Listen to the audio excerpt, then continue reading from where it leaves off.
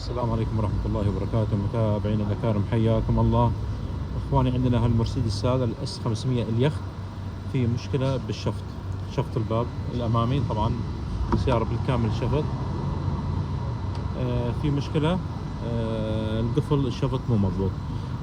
إن شاء الله الحين راح طبعا راح نصلحه تصليح، نرده مرة ثانية بإذن الله تعالى.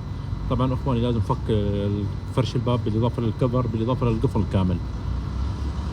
الحين ان شاء الله شغالين عليه باذن الله، وراح نصلحه ونضبطه. اخواني، الموديل اليخت اي احد عنده مثلا مشكله بالقفل هذا يتصلح تصليح باذن الله تعالى. السلام عليكم ورحمه الله.